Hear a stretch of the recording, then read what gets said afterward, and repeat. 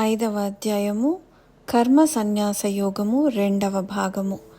అర్జునుడి మనస్సులో సన్యాసము కర్మయోగం గురించి సంశయం ఉండడం వలన కృష్ణుడిని అడుగగా స్వామి వివరిస్తున్నారు.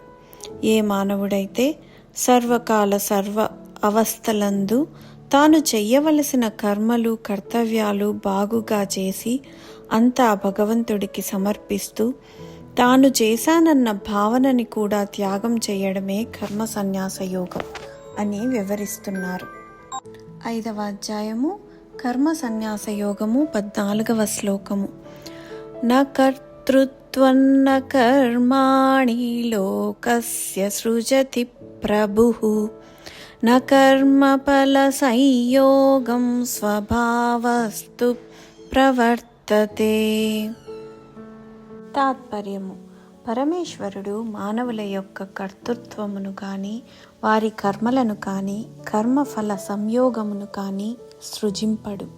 ఈ అన్నింటిలో ప్రకృతియే ప్రవర్తిల్లును, అనగా గుణములే గుణముల యందు ప్రవర్తిల్లుచుండును.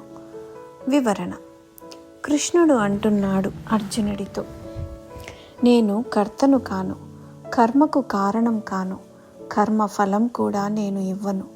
ఈ క్రమంలో నేను ఏమీ చెయ్యను, చేయించను, నా ప్రమేయం ఎందులోనూ ఉండదు. మరి మానవుడికి తాను కర్తనని, తన వలనే ఈ కార్యం జరిగిందని, కర్మఫలం కూడా తను చెయ్యడం వలననే దక్కిందని కలిగే భావనలన్నీ అతని స్వభావం వలన కలుగుతాయి.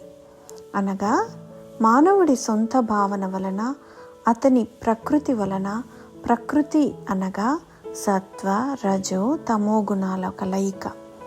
పరమాత్మ ఇంతకు ముందు కూడా త్రిగుణాల ప్రభావం వలన మానవుడి స్వభావం నిర్మితమవుతుందని చెప్పాడు. వీటి ద్వారా నిర్మితమయ్యే అహంకారం వలన మానవుడు అన్నిటికీ తానే కారణం అనే భావనలో ఉంటాడు.